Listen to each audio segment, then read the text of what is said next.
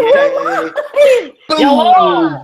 I'm so glad that we made it tonight. For those of you who are watching us, this is hashtag SPSM. It's the Suicide Prevention Social Media Chat. I'm at Doc Foreman, and we had our special guests reboot about 3 times in the last 2 minutes before we went on air, so God only knows. But that's really the excitement of SPSM. Oh, Lord in heaven, and Bart's doing special effects on the Google Hangouts down below. What is SPSM chat? We did have some folks who were, oh my goodness, Bart, who were asking about what that is. So for those of you who are new, I know they talked about it some at the Crisis Text Line Palooza this weekend in Austin. The Suicide Prevention Social Media Chat is talking about suicide, technology, and innovation. And if you were at the CTL Palooza this weekend, Crisis Text Line, because of its innovative work, has been a featured guest a couple of times, including Jim James just last week. But wait, there's more. We're going to be, you guys saw, Tony, you did see we lost Krystal again, right? We lost. Send out the search party. What? You can't use geosyncing. So, technical difficulties. That's about the size of it. I'm sorry. I'm sorry, kids. Krystal's having some bandwidth issues. And there's nothing to solve that but prayer. Oh, God's on the main line. Okay, Tell them so what you want. we're going to be talking a little bit about really Tumblr want. this week, and I'm really excited because several SPSM alums, myself included, and Bart will be in the future, got to do some cool collabs with Tumblr about mental health, and I think this is pretty great. And I want to talk a little bit about Tumblr and how it sort of exists in the mental health space. But I don't want to get too far with that, Krystal. And the truth is, we have some news from this weekend. So this weekend was also, and it was the Crisis Text Line Palooza, which was amazing. Amazing! If you're watching, it's amazing! We did that all weekend. But also it was the National Association of Crisis Center Directors conference. So basically a lot of people shaping the crisis space were talking about technology and innovation. So Bart, you were at one conference, I was at the other. Bart, tell us a little bit about what happened at NASCOD CUSA this weekend. The Crisis Conference 2016, hashtag CrisisCon16, for those of you who want to check out an amazing Twitter storm of all-around goodness. The conference was amazing. There were so many highlights of the conference. One of the cool things, there's a center down there, Crisis Response Network. You may have met some of those folks. Justin Chase is the CEO. Rodrigo Oliveras. You must have run into Rodrigo at some point or another. If not, you are missing out. They are they are doing some amazing stuff in crisis and suicide prevention. That'll blow your mind. And we had this really cool, the final presentation. This is fascinating. The final presentation was this officer that showed us all these. You. I thought you were the final presentation. No, that's the closing. So the final presentation, there's closings and there's presentations. They're not the same. So no, they really aren't. They're not. It's different. So, and so this officer, Sam, basically showed us all these tools where basically you can put out this search on all the social media feed and you're in a geographic location and then just find people and then literally just find everything out about them ever that you wanted to know. And it's a tool. It was freaky. It was just really, Was it geocop.com? I can't comment on any of the tools. We were sworn to secrecy. I will tell you that and we've talked about this a little bit, you can go on geocop.com and you can find all of the folks talking about suicide, substance abuse, all sorts of mental health behaviors in a geographic location. And then you can also look for all publicly available camera feeds. So like there was a woman talking about substance abuse and having an addiction issue, and she was driving while tweeting, and we got eyes on her car from a public camera. That's cool. Scary, but cool. The one thing, and is realized there's a lot of similarities between SPSM and the NASCOD CUSA Crisis Conference folks, in that there aren't a lot of folks that appreciate our space or understand us. And when you're around a bunch of people that do the same thing that you do, it's so incredibly amazing, right? And so it's like, so it was just very, very cool to be around folks that get you and you get them in a really kind of, it's a smaller conference, right? 80 people. So it's really intimate affair where people really connect, and just can't say enough about how amazing that is and how much it reminds me of SPSM as well. Krystal's back. Krystal has made it back. Krystal, wave hello to the people. Hi. Sorry, my internet keeps conking out. So while we've got you here, I'd love for you to introduce yourself. You're already an SPSM alum a couple of times over. Tell everybody what you've been up to, who you are, and what you've been up to since the last time you were on the show. Hi, everyone. I'm a student at the University of Baltimore, and I'm studying IO psychology. I'm really interested in mental health, and I'm currently working on a thesis that in stress in the workplace. So it's a really big interest of mine. I'm working on applying for PhD studies now, and I'm a Tumblr enthusiast. So, woo! So one of the things that happened, Krystal, was we realized that we were really going to have to talk about Tumblr and rich media, because we know that young women in their late teens and early 20s really drive language and attitude change across the world. And we know that in terms of that particular population, that a lot of them are on Tumblr and Snapchat, right? Exactly. And this is not a space that is really intuitive or familiar with most folks my age. Oh, did we lose Krystal again? So we'll try to get her back. This isn't a space that's really a familiar space for a lot of folks who are in their 40s, sort of mid-career professionals. Hopefully we'll get her back. And this is one of those deals where it's definitely not intuitive for me. So of course it takes a lot more time for me to learn. And Krystal was very willing to come on tonight to talk a little bit about how we use it. We're going to do some screen sharing. After we had planned the program with Krystal, because she is one of our millennials in the SPSM community that really keeps us up with technology and media in the mental health world. Then we ended up doing a collab with Tumblr, several SPSMers, and there'll be some more, with something called Post It Forward. But until we get there, we've got Krystal back. Krystal, can you talk a little bit about what it means, what you mean by you're a Tumblr enthusiast, and tell us a little bit about the Tumblr space. Oh, and every time I click on her, it goes dark. Yeah, let's see if we just don't give her, if you don't give her emphasis and just let her talk, it might be okay, because I'm not sure that her computer, her bandwidth can handle it right now. I don't know what that means. So don't click on her. Just let her talk, even though she. So everybody's. Yeah, you're just gonna make nice faces, or maybe come look at Bart. So we ended up getting. It was very funny that we got someone from Tumblr actually reached out to the SPSM community, to myself and to Dr. Bill Schmitz, because they'd heard about the SPSM chat and that we were interested in suicide prevention and social media. And they talked with us about doing a collaboration. So specifically, they talked with us about something called Post It Forward and Issue Time. Tumblr has really heard that there are a lot of folks who are talking about mental health on Tumblr. And I'm wondering if Krystal, we may have her back.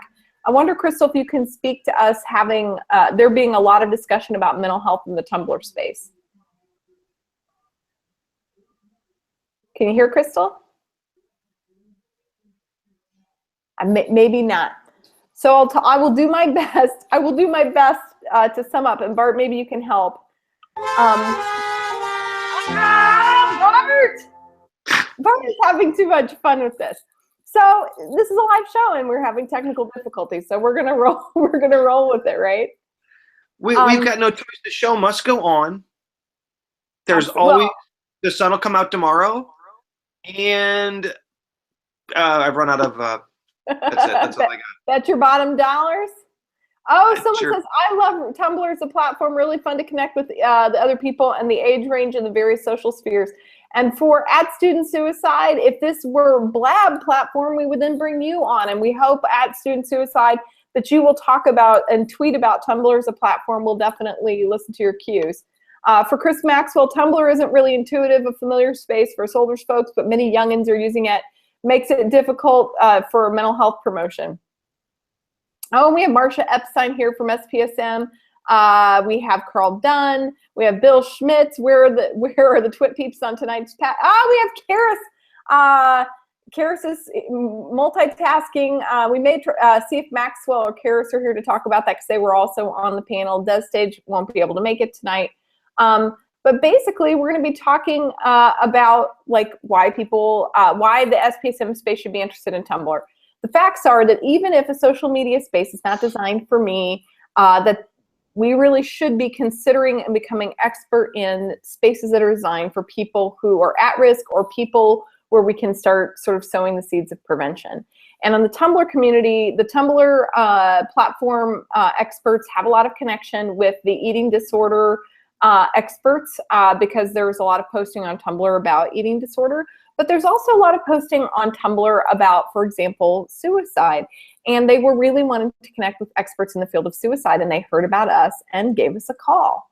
And so one of the things that Victoria from Tumblr talked about was something called Post It Forward and something called Issue Time. So they are planning to do regular events on Tumblr on Issue Time where they take a topic such as mental health or such as suicide prevention, and they solicit feedback and questions and topics from the Tumblr community, and then the Tumblr team looks them over, and then they recruit a panel of experts, and I got to be on one. I know Bart will be on one in the future. Chris Maxwell was on, Desiree Stage was on, Karis Myrick was on, all these SPSM alum, right? And they pitched to us about 15 questions about mental health. Bart, do you have the Tumblr page? Do you have Post It Forward? I was just on that. Yes. So I'm going to screen share if you want to talk a little bit about this. So for Bart, the Post It Forward just went live yesterday. So those reshares and reblogs and those comments and things and likes just really have happened in the last day and a half. And I'm wondering if you can give us your first impressions as you're looking at it. Well, the first impression that I had was that, one, the questions that folks are asking are questions that we really need to be answering for folks. The other thing, like, here's an example of a question, and actually it's the first question, and I love this question because we get this all the time. Anonymous asked, I'm a recent college graduate that is saving money to move to NYC and currently jobless. I'm under my father's insurance, but even with the insurance, I can't afford to go to a therapist. My mental health is very terrible right now, and I don't know where to get help. So that right there, I mean, that's what we run into. That crisis centers are running into this every day, even with insurance. It's not uncommon for people with insurance to have $50, $60, $80 co-pays to see a therapist, which is just makes me, I have to be honest, that really pisses me off in a way that I can't even describe. And so here we have a person that has a question that people are running into all the time, and then we get some beautiful answers.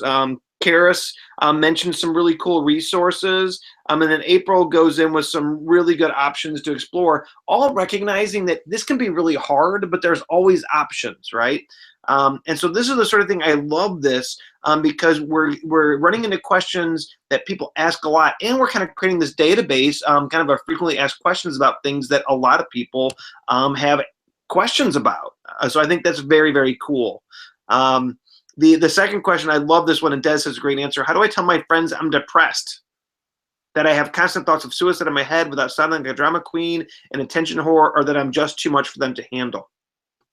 I love this question, and I love this writer for putting this question out there because this gets at the heart of discrimination against people who are fighting mental illness, fighting suicide, fighting borderline personality disorder. And all of these labels we attach, you can see that we internalize all this stuff. And this is a great example of what the barriers are to people actually getting help. So when we talk about suicide prevention, getting past all this crap that's in the way from people actually connecting with others, which is suicide preventive, is huge. And then Desiree goes on to give an amazing answer. So I have to say that I'm absolutely loving the whole concept of this Post It Forward, and the experts did a great job with these answers. So, woohoo! I'm screen sharing this. And what Tony is telling us is Krystal's just not getting enough bandwidth to stream live, and we're so sorry about that. We did our tech check like normal, and things were good until 7:56. So Bart, you were talking about reading some of these answers, and we'll notice that some of these have more shares than others. So I want to just mention, like when we look at notes. So I didn't understand Tumblr. I'm gonna stop screen sharing for just a minute. I didn't understand Tumblr, and I got an account this week, and I've been really working to understand it and sort of master the controls, and also to write content for Tumblr to try to see what content would be sticky and what content would be most appealing that would also be responsible and effective with about mental health. And so I'm there at the Crisis Text Line Palooza, and I'm sitting at a table because this is just dropped, and there's a lot of content and a lot of notes to read. And there was a young man who was sitting at my table. I want to say his name was Kevin, but I'm not solid on that. He had a very adorable print on his shirt, and he was sitting next to me, and he was like, "This is sort of he's like, I'm on Tumblr all the time." And he's kind of showing me how to look for stuff. So I'm gonna do some more screen sharing with you guys to help you look at what Tumblr looks like. So for those of you who have Tumblr accounts, good job at student suicide. So this is how you might want to look at your notes. You might share, you might make a comment, right? You might reblog, or you might, like or love this. So here I am. I'm going to love this post, obviously, right? And then let's look at all these comments. So here are the comments people made. Bart, can you see that? My own doctor told me psych help is not that great. It's going to be tough. Good for the doc, great. But you can find someone, I promise. Try take things one at a time. Maybe search for mental health help first, then a job in the city or housing, then school. I live in New York, Westchester, and I did school and work full time. It was a lot, and I mentally broke down every semester. So please be easy on yourself. What a beautiful, genuine response, right? I mean, that's just really cool. Absolutely. Can anyone elaborate on disciplining my own mind? I hate how I am easily distracted with the ignorance of television and tepid shows. I hate how weak I am. I used to be such a hard worker, and I was practically a military soldier when it came to getting things done in my life. And then I got romantically involved and married, and I've softened up so much now with the responsibility of being the head of a household and taking care of not just myself, but my wife and a newborn. Newborn on the way. It seems like I'm a completely different person because I used to be much stronger. What the hell happened to me? Wow. And Chris Maxwell just said that on other that there's a certain trend of mocking Tumblr on other internet spaces like Reddit and Twitter regarding the frequency of suicide posts. Is there any data? Is anybody looked at differences in suicide expression across platforms?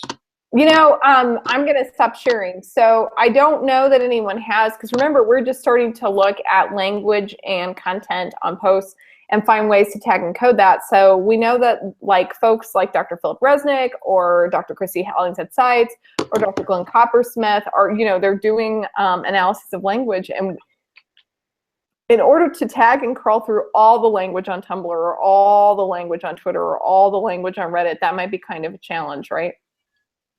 But I think it can be done. I think it's just not easy to do. And then you would have to compare it, and you would have to, what I learned from the NLP folks, you would have to, be able to know what to not tag, like Harambe suicide jokes, right? Those would not be really about suicide. Those are about a meme, or, how are things different the week that Robin Williams dies, for example. So Chris Maxwell is talking about what people sense happens culturally. And there are people who might be able to test this, but that would really not have happened in a traditional space, like in traditional mental health, that there are people talking about suicide and who may be talking about being suicidal more on some platforms versus others. Other thoughts about that, Bart? Well, I think that these are really interesting questions. I'm always amazed where we never, not never, but sometimes we're not looking in the right places. And it's really interesting. I think that Chris hits the theme. There's different personalities between different platforms. And people, I think that was the other interesting thing when we were at this session at the conference.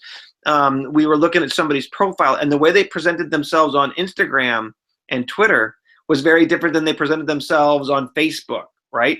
So people even use different platforms to show different aspects of themselves, which is absolutely intriguing to me, right?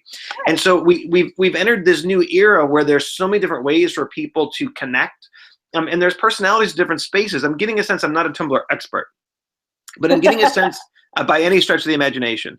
But I'm getting a sense that there's a level of intimacy on Tumblr that you certainly don't see on Twitter, right? I mean, you see Twitter, some of it's the character limit, but there seems to be like a more of a safety zone on Tumblr. Maybe somebody who's on Tumblr can comment on that. Does it feel easier to disclose on Tumblr? Are there things about Tumblr that generate more safety? Because I don't get the sense Reddit's particularly safe, right? Reddit seems like a pretty rough and tumble environment where people... Yeah, but also you have like our Suicide Watch, where you have folks monitoring the page who have real experience as crisis responders. So, I don't know. I mean, Tumblr isn't very moderated, so I don't know. These are great empiric questions. If only there was a whole group of people just doing research in this field, it would be really interesting. We would learn a lot about suicide. I'm going to do some screen sharing and show some other responses. Bart, can you go ahead and look at the feed and check in with me about questions and comments after I do that? Yeah, I am. And it's really because Tony shared this. Tony was sharing a link with us earlier today about systems approaches, right? Mm-hmm. And I find it really interesting that here we have these emerging systems of communication that are literally altering the very fabric of our social existence. And the research hasn't really in any way really caught up to all of this amazing change we're experiencing. Yeah. So, I mean, to be fair, all this change happens so fast, and the system is not the system for researching about anything in mental health, and certainly the system for researching in suicide is just not very fluid, and it's not very flexible.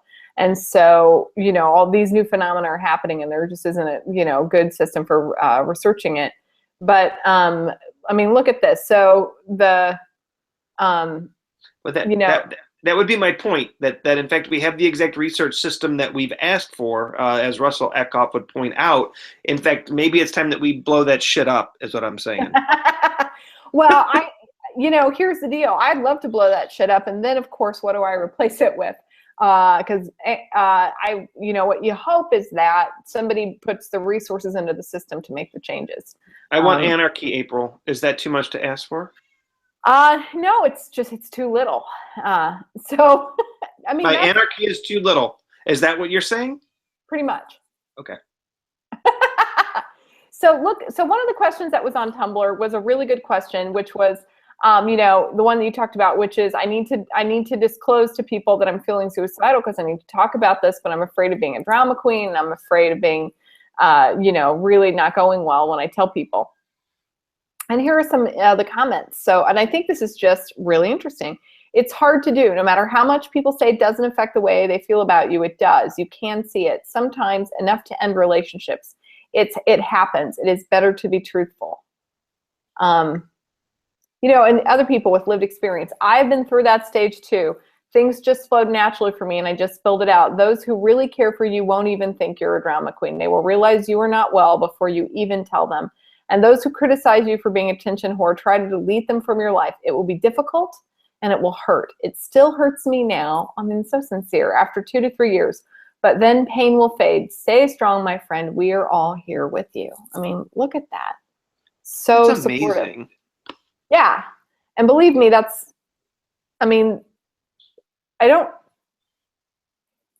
reason to understand Tumblr is that if we don't come to the space, or if Tumblr doesn't invite us into the space, then we're just leaving a lot of folks without support, and that just doesn't seem right. It doesn't.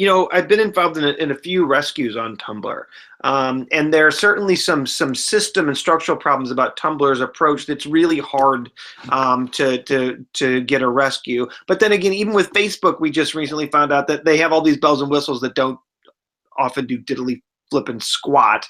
But what I did notice on the Tumblr threads was that people's comments primarily were extremely supportive.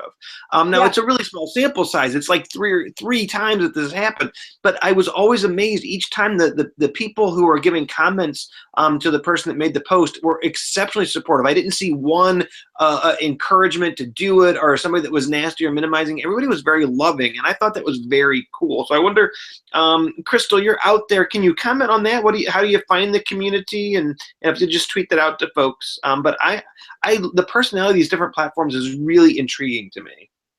Absolutely. So while you're looking at that, I'm going to go ahead and I'm going to show some of the responses that we had. And I'm also hoping by doing this, get people to go check out Tumblr. And I would really love for folks who are interested in the suicide prevention space and in suicide prevention messaging to please do go look at Tumblr. This is where folks are talking about their suicidal thoughts and feelings, especially folks who are young, where this is their #1 cause of death, and where if we influence them in this space, we have a chance to change prejudice, discrimination, and education about what to do for themselves and others. I mean, it's just a great opportunity. So how can we increase awareness and compassion of scary or difficult to accept mental illnesses such as personality disorders, psychosis, schizophrenia, DID, OCD, bipolar disorder, etc.? And we put in these great answers, 244 notes. I mean, look at that.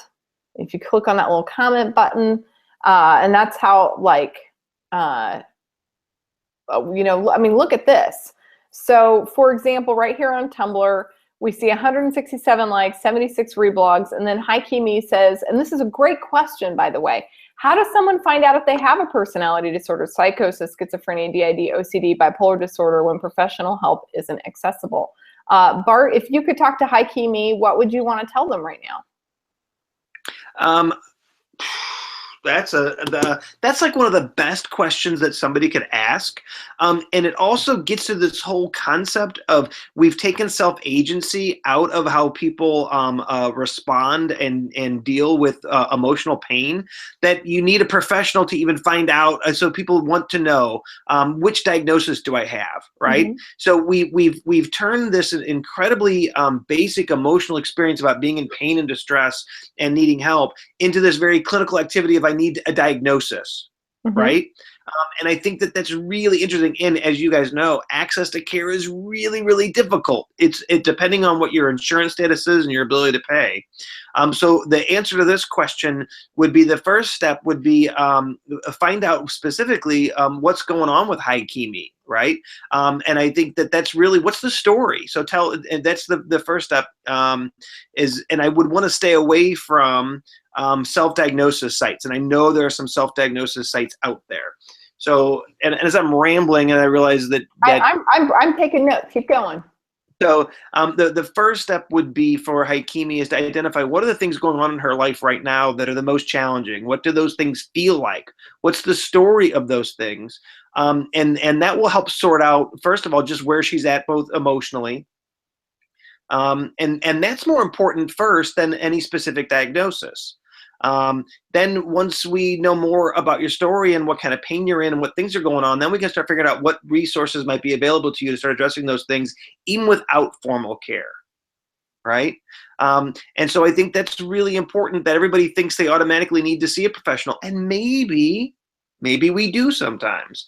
But sometimes just understanding more about what we're going on can lead us to other informal resources that can be extremely helpful. Support groups, online support groups, information sites. There's all kinds of things we can do once we have a better sense of what you're really going through. So I think it's important we think about our lives in terms of our story, in terms of what's going on with us, and that's more important than any specific diagnosis to start with. So I'm going to try to write some things back on Tumblr live here on SPSM. I hope Hi Me out there knows we're taking this seriously. So it said, wow, this is a great question, because it really is. So the facts are that there are self-diagnosis online resources out there, and also that they aren't very good. It's also likely that knowing a diagnosis might not lead to a good idea about what you should do to heal. And the diagnostic system, frankly, has a lot of flaws. It might be good to think about in what ways you are hurting and how that happened. This might give you some insight about where to start. Ooh. Right? You know what you can add in there? Yeah, add in some. So a good question is what's happened to us instead of what's wrong with us. I put that in how that happened.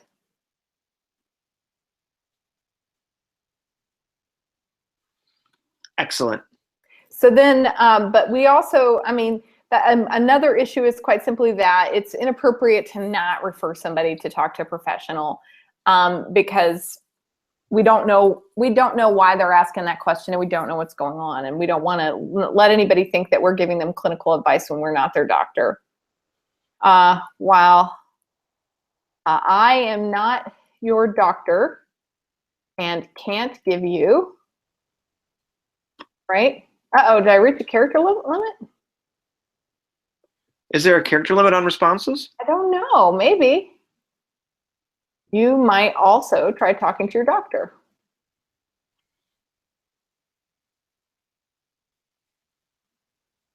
Yeah, I think so. I think, Bart, I just found out. There's a character limit, but that's probably a good thing, right? I just found out there are character limits. But is it giving you a countdown? Like, is there like a character countdown, like on Twitter? The screen just stopped. So now I'm going to have to really be succinct, right? So we can't, we have to like work within the platform and say something responsible. And the thing in mental health is that we're really put a lot of caveats and ways we like to do this, but I don't think the platform's going to let us work that much. Might be a good idea to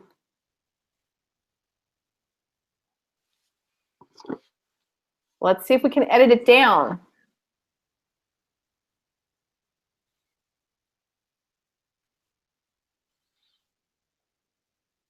So yeah, Marshman's saying there might be a character limit. We know there's a character limit on response. Okay, hold on.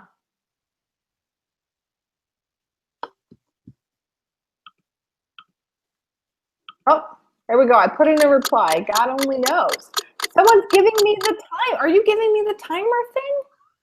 You said hold on. So That's not a hold on sound, Bart. So when we're looking at Tumblr, and I'll go ahead and I'm going to revert back to the screen sharing. I just want to show everybody some of the things that we did here. Just hoping that we would have someone who could explain it better than me, but I'm glad that I did my homework, and I'm glad for the crisis texters, for the crisis counselors at Crisis Text Line, because they're awesome. Someone also had a really great question. Here we go. I present to everyone. So recently diagnosed with PTSD, but I have no idea what that means. Can you explain it, please, Bart? Bart, so how often do you get people to ask for you to explain their diagnosis? Fairly often, actually. And I think part of the challenge that we have is that people are receiving diagnoses from mental health providers who aren't doing a good job explaining what it is that they're giving the person. And I think this is, Desiree L. Stage made a comment at a presentation I was at that just floored me. And she said, I am not my diagnosis. It's just a label a stranger gave me, right? And so but for a person receiving that diagnosis, here's a person in authority saying you have this, right? And it's often these big scary things like a bunch of initials like PTSD or this or that, whatever the case may be. And then they don't really do a very good job of explaining it. And part of that can be that provider may not have a very good understanding of what that diagnosis actually means. We have a lot of what I call superficial training around mental health issues. And so I think that we do ourselves a major disservice when we give folks a diagnosis without giving them a ample support and understanding of what that means and doing that collaboratively. This is why you have this diagnosis, and this is what this diagnosis means, and here's other folks, particularly we can give examples of people who've had that in the public sector. I think these are all things that we can do to normalize and provide more information. And so I just keep coming back to Tony's link. We put out a lot of information to people, and we don't attach it and go deeper and make it knowledge and understanding, right? And I think that's what you're seeing with diagnoses like this, and what often happens. Grace Durbin made a great comment about. She's like, and she's quoting you about how if someone's in crisis or suicidal, we absolutely must send them to a mental health professional, right? And I love that. The problem is that a lot of mental health professionals and health professionals have shit-ass training in the very things we're asking them to do when we're sending people in crisis and at risk of suicide, right? And this is the sort of things. Imagine that someone gives you a diagnosis of PTSD and doesn't really sit down and explain to you what that means and give you resources around that. That really, to be honest, that seriously pisses me off.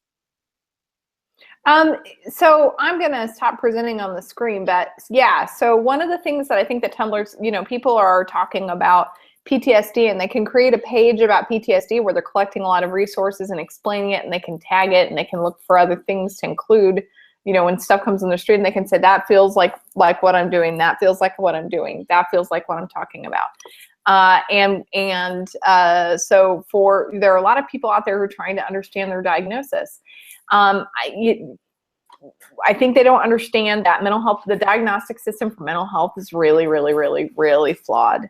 And that these labels have super variable meaning, that lots of mental health folks aren't really good at differential diagnosis, and that understanding what's happening with you leads to some sort of way of labeling or thinking about the problem, and leads to us formulating a plan about what we're going to do about it, is sort of the basic sort of structure that you should be going in. And that diagnosis is just something to tell you what you should do about the problem, but it may or may not work. So for example, on this PTSD post we had on Tumblr, we had somebody talking about PTSD, and they provided their understanding of what PTSD was, because they wanted to contribute, which I thought that meant that it was a good question. Someone else wanted to answer it too. And then they talked about mindfulness, because I talked about mindfulness as a part of recovery from PTSD. And then they wrote, lastly, I've also heard that mindfulness can be contraindicated for PTSD, but that may depend on the type of trauma. Mindfulness often involves a body scan, and for some types of trauma, for example, sexual assault or abuse, this can be very unhelpful. And the facts are, they're totally right. So mindfulness, if you practice it, there are a lot of reasons why you would practice it if you have PTSD, and there are some times when you might practice it where it may not go well. And that's the reason to see a professional, right? And mindfulness is still really effective for a lot of people, and it may be effective for you at one point in treatment and one point not. So that's why you should have a diagnosis, but that's also why you should have a doctor. That's really hard to capture on Tumblr. And what this tells me is that there are people who are really curious to know, and they don't have all the time in the world to go talk to therapists and have all their questions answered about what's happening to them and what they should do, right? The quality of those answers is just making my heart just fill up. I mean, that's amazing. Oh, wow. Those are just some amazing answers. Is my echo? I've got an echo. No, you sound great. Oh, good. So those answers were phenomenal. And I think that the diversity of the answers and the thoughtfulness of the answers, and whenever somebody is able to comment that, so there's a one-size-fits-all approach we know doesn't work ever, right? And the responses show a great understanding. That's why I'm loving this tool. I'm afraid to get on another social media platform, because I need to have a life. So I right? definitely think there's saturation. We have these platforms are really not all you're on social media, so you're being social. These platforms really work in different ways. So that's why when we talk about Snapchat, or we talk about Tumblr, or we talk about Reddit, or we talk about Facebook, I mean, different people are using the platforms, and the way the platform is structured seems to be shaping some different things. There's something very, very vulnerable about Tumblr, and I don't know if it's because you can go to somebody's page and sort of see what they've selected as their sort of environment and their content that they want to share, and they're not necessarily sharing updates about their life. They're sharing things that inspire them or that are important to them, right? You're being vulnerable. Maybe that's what it is. You're being kind of a little open and vulnerable. It is. And, actually, Stu just had a great comment. So we were talking about these limits, and the expertise on this thread always amazed me. But Stu says that there's a limit to your replies, your comments, but you can reblog. And then when you reblog it, you can add as long as a response as you want to. Am I getting that right, Stu? Hold on. Thank you for being out there on Twitter and answering our questions. We really did invite our honest to God one of our favorite millennials here, and if there weren't a tech issue at the last minute, we would have someone live on the stream, but we're so grateful that you are out there and helping us learn this, because someone's got to explain this. When I go to the conference full of 40 and 50-year-olds talking about suicide, I'm going to have to talk about Tumblr, and they're going to be like, oh, I'm already on Facebook. And you're going to be like, I understand, right? Someone else is on Tumblr. Let me go to the chat here. Something that needs to be noted, LGBT community is huge on Tumblr. It needs to be discussed. I don't know what to say about that. So Marshman, you're absolutely right. The transgender community and the LGBTQ community is huge on Tumblr. And I know that that wasn't addressed as specifically during this particular issue time. Excuse me, but I know that they are going to be talking about that. Tumblr is a place where a lot of folks who might be othered might go so that they can really express themselves. And maybe that's another reason why we're seeing a lot of talk about suicide. Like when you're othered enough, it's reasonable to develop some illness from being mistreated, right, Bart? I've never heard the phrase being othered, and that's very cool and interesting. What a great use of language there. That's the first time I've heard somebody say that like that. Sure, someone else has said it, but I couldn't say who. You couldn't because I think that really gets at the heart of what it means to belong to one of these groups that's on the outside, right? So Tony's posting some really interesting things about how different channels have different demographics, obviously, and different levels of engagement. And what's really interesting is that Instagram and Facebook are highly engaged on a daily basis, right? So that people are basically, older folks are living on Facebook every single day, and our youth are living on Instagram every single day. They're literally living their lives in those platforms, right? So it's not like, oh, I'm going to do a little bit of Instagram and I'm going to do this. There's almost the simultaneous layers of living going on with people in these social media streams, and they're occurring in different places. And I think this is why I love SPSM, right? It really gets at this whole concept that the world is changing drastically. And a huge chunk of our lives are now in this digital platform. It's not like a distraction. It's not entertainment. We're really living in these spaces, right? Mm-hmm. And ignoring it would be like ignoring that people live in houses or that people drive on streets, right? These are all elements of things where things are really happening. And I think that that's key. And that's why shows like this and exploring issues like this is so absolutely vital. I mean, let's be really clear that you have a lot of folks who are making decisions about suicide prevention and healthcare policy at high levels, and those folks determine what Medicare, Medicaid reimbursement is going to look like, or what the laws are about, insurance reimbursement, or what kinds of things will get grant funding, and that those are really often the drivers about how the culture in our service shifts and what we plan to do. And for those folks, none of those folks that I know of and I do my best to meet quite a few of them, are on Tumblr. So they might not really think about this as a space where we need to be doing a bunch of public health messaging or a bunch of preventative messaging, but in fact, we've got a lot of folks who are othered. We have a lot of folks here who experience what I like to call difference fatigue. You know, the pain of being different wears you out. It literally is. Requires extra burden on your way of being in the world from day to day. And folks express that and talk about that on Tumblr. So they, talk a lot about this is what it is to be me, and this is how it feels, and these are the things I identify with, right? And these folks understand this, they get this, and probably do want to talk. I mean, we know that they want to talk about it. Like, why haven't we gone there to talk to them?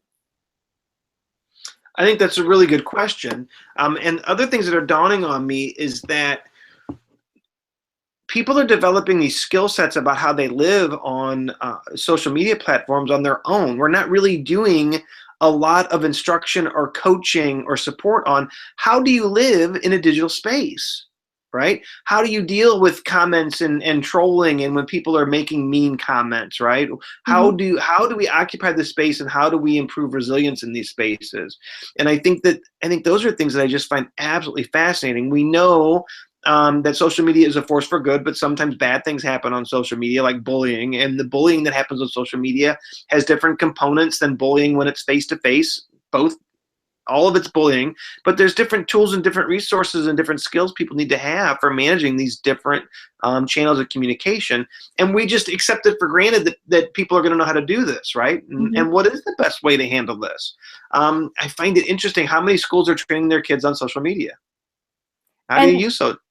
And it's like, it's just sort of a different skill set, and like what might work on Tumblr might not, you know, this is just so nuanced. Like these ways of communicating and being, self-select certain kinds of users, and then the design or the structure, like in Tumblr, you know, encourages a certain kind of way of being or behavior. Here was a great one. An anonymous person asked, like, look at this question.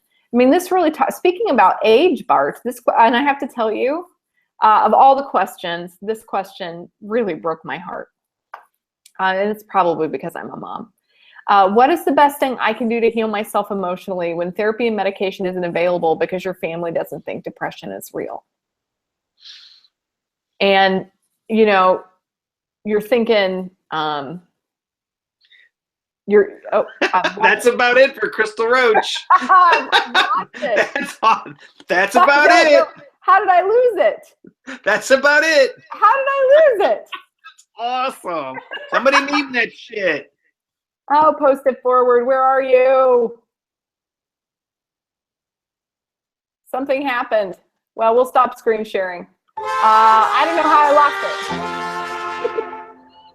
I wanted to talk about this really important moment that I was having, and then the computer just hijacked it.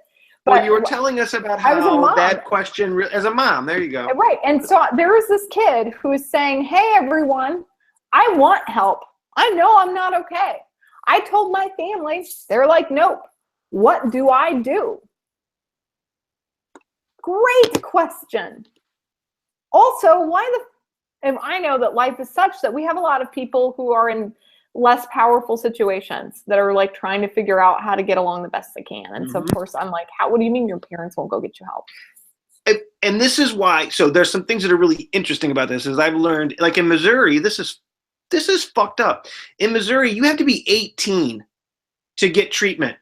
You can't consent for treatment without parental consent in Missouri unless you're 18. There's one exception I'm not going to bore people with. In other states, it's 16. In California, it's 12. You can actually get help on your own in California at age 12, right? Which is very, right. But crisis lines like Suicide Lifeline, Crisis Text Line, these are resources because they're crisis resources. You don't need consent to reach out and get help. And so that's what's cool about having these national programs and knowing and having crisis services, that there's always a place where even people like this young person who is dealing with a family that's got its own struggles, that's having a hard time recognizing the reality of depression, there's always a tool and a resource, particularly with resources like the Suicide Lifeline and CTL, that just makes me really happy that we have resources like that. Absolutely, and I've got the page back, but before we go there, that was one of the things. So when I sort of discovered that this was all, that several of us actually mentioned the National Suicide Prevention Lifeline, several of us mentioned Crisis Text Line over and over again, several of us mentioned 7 Cups of Tea. You know, these are all places that, you know, that we have talked about on the SPSM chat. And then I told the Chief Technology Officer at Crisis Text Line, who was in the back of the room, and he said, I'll let everybody know just in case we see a spike. And I thought, oh, I'd hate to have accidentally spiked chats with Crisis Text Line while everybody is at while all of their admins are at a palooza and everybody's sort of traveling home and they've got just like their backup folks. The Foreman effect, they call it the Foreman effect. The Foreman effect. It wasn't well thought through, but I would say I wasn't the only person that mentioned that. I'm gonna go ahead. I've got the screen back, and Tony. Tony, what's Tony doing? Comments. Go ahead, Tony. I just vomited statistics into the channel like nobody's business, and so I want to tell everybody. Sum it up for Tony. Let's go beyond data and information. Give us some knowledge and some understanding, my friend. Try to get to knowledge, then perhaps to understanding. Indeed. So the takeaway from this is that the Tumblr stats that I posted are a little old, but they do suggest that the level of engagement, daily engagement, and daily frequency of use on Tumblr is similar to Facebook. And Facebook is the most widely widely, of all the social networks, most widely engaged daily with its users. Mm-hmm. So that suggests that these two platforms, people have a profound day-to-day relationship with the platform and the people that they share content with on the platform. Unlike some other social networks that are more periodic, that people might check in every couple of days or every week. These platforms seem to be very sticky and in a very engaging way. People build relationships, people maintain relationships on Tumblr. Well, so let's talk about that. Well, if that's what that means, then, you know, why don't we have more, you know, sort of Ask Doc Foreman or Ask Doc Andrews or Ask Tony Wood about suicide prevention kinds of events on Tumblr? Because these are the things, like, they might go to that and they might talk about that, right? Absolutely. I mean, it's clearly my dream. I think it is a shared dream of SPSM to see a world that has this kind of support and a real upstream prevention at scale happen. And these platforms have the rudiments of what may be one of the strongest tools for scalable mental health that the world has ever seen, because you can communicate with more people more rapidly than has ever been possible. Do they have like any kind of live stream, live sharing thing? And that was a function I was trying to see if I could figure out. Does Tumblr have live streaming? I don't know. Or do I just need to link to videos? Because I was thinking I would put a link to the SPSM chat. I don't know. Does Tumblr have a live streaming? I think there's another interesting point about Tumblr, and that Tumblr is still owned by Yahoo, and Yahoo is currently being split up. So it's going to be interesting to see what happens to Tumblr from the tech industry, and that's, you know, I mean, we may not want to get too deep and down that rabbit hole, but it's an interesting thing to see when a company that's a behemoth in the internet like Yahoo is breaking into pieces, and is, you know, because their core business really did not work out. Marissa Mayer went to Yahoo to try to save it, and it did not. Ultimately, did not work. So what's going to happen to Tumblr? Well, nobody knows. But for now, it still has this very powerful set of users that are very powerfully engaged with the platform. Yeah. And Tony, I mean, one of the things, like, this is why I love Krystal Roach so much. So she tweets out, when I was suicidal on Tumblr, most of my help and resources came from the community I built there. Right. So that really does get in the sense that people, this is where real healing and caring is happening. People are building tightly connected networks of social support, and it's helping people. And I think, and Krystal, thank you so much, love for you for sharing that. You have no idea how much I appreciate that. And it's a really important, I think it's really important for, I mean, obviously this is not the audience of naysayers, but a lot of people who are skeptical about social media, and especially about suicide prevention in social media, one of their first questions is regarding this thing about, like, support and in the sort of profundity of relationships. They sort of consider, because social media is foreign to them, they don't consider those relationships to be the same as face-to-face relationships.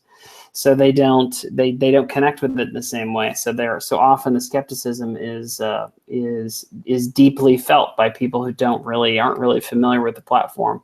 But I think for us, it's kind of like not knowing how to use a telephone or a faucet in the kitchen. It's like there's such a gap between the person who totally thinks that social media is a totally foreign, unknown quantity, and they're not sure that it should be used for suicide prevention, and then there's us, and that gap seems to be getting wider and wider. And I'm concerned about that, but I am also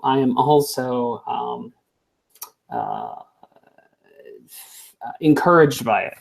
Because because in suicide prevention and social media, we have such a the voice has gone from such a quiet, very small, very separate set of voices to influencing almost all the major platforms in one way or another. I want to just show you guys this one last thing, and I know we're in the last 5 minutes. This is the question that I was talking about. What is the best thing that I can do to heal myself emotionally when therapy and medication isn't available because your family doesn't think depression is real? Des Stage delivers a lived experience answer, and she says something that, first of all, is a kind of risky thing for me to say, but is a really important thing for her to say.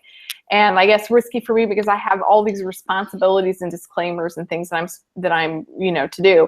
And Des says, I guess the first thing I'd say is that therapy and medication aren't necessarily the best course of action for everyone. Finding a therapist that's a good fit can be extremely difficult. The same goes for medication. I think we're sold this idea that if you just go see a therapist or if you just get on meds, everything will be okay. And it can be dangerous to believe that if you're struggling.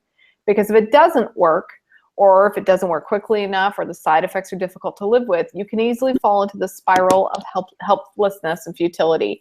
And she talks about what to do, and I hope people will go through and read this. I want to go down to the comments section.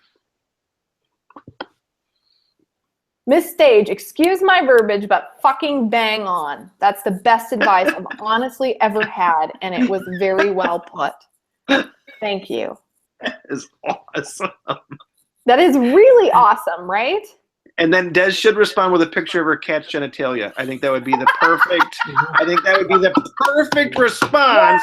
Yeah, they found a kitten and they were trying to sex the kitten. No, don't make excuses. She's got her kitten's junk all over the internet. This has got to stop. I'm calling you out, Desiree L. Stage. Keep your cat's junk off the internet. Dear Lord, wait till that cat grows up and those pictures are everywhere. We're getting into the last few minutes and final thoughts. So final thoughts are that we did get honest to God millennials who are on Tumblr all the time to really come to comment on that, and we had tech difficulties. We also did this really great collaboration. I want you to go check out.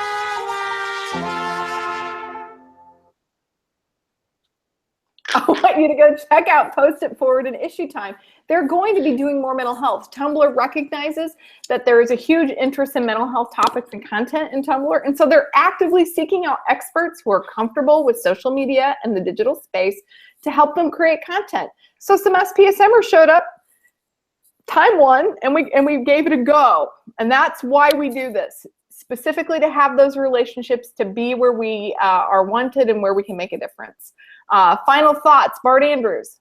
Final thoughts that this was an amazing show, and we need to bring Krystal back because there's so much content here, and I think that this, and just looking at the thread was all over, blowing up with beautiful comments, and I'm excited, and I think that these sorts of forums, these are places where professionals, lived experience, and people who have questions or needs can all interface in a really cool place. And I love that. I think this is one of the most amazing things ever, and I'm excited to be a part of it. So excellent. Tony Wood. You've just seen two very talented people carry an entire show when the guest who was the center of the show was cut off 4 minutes into the show. Congratulations, people who saw this. This is a miracle. You've just seen a miracle before your eyes. Come on. No, we did our homework. We did our homework. Yeah. Like we do every show. You got a great show, and you lost your guest. I know, and I love Krystal. I also want to thank, there were many people along the way. Victoria from Tumblr. I want to say it's Kevin, and I can't remember his name tag, who was sitting next to me with the awesome shirt. Krystal, who explains it. Dior Vargas, who couldn't be with us tonight, but is also trying to explain. People really trying to help us understand the Tumblr space, understand that there was a need to talk about mental health on Tumblr, not just about it, but for professional folks and for folks with really good lived experience who are good sort of pure thought influencers to show up in that space. I would love a space where when you start to have mental health problems and you have an inkling of what's happening, that you can go to a space where there are a lot of people who've already been there and look at 5 explanations or 500 explanations of PTSD till you find one that makes sense and tells you what to do for yourself, right? Because ultimately, for a person doing this face-to-face, you go into the doctor's office, you get a diagnosis, you get them telling you what they think's going on, and you have the benefit of the quality of that one shot you get, right? But wouldn't it be great if you could show up in a peer space and get a bunch of really great content and find what works for you? And this is why I think we have a reason to learn about Tumblr. This is the year for, I think, suicide prevention to figure this out, right? Anything else before we cut the lights, Bart? No, wonderful show, and I think that you hit some. You did. You hit some key points. We love you, Krystal, so much. I am so sorry that you had the bandwidth problems, and because she is such a joy, and her personality and her knowledge on this stuff is fantastic, and we will bring Krystal back.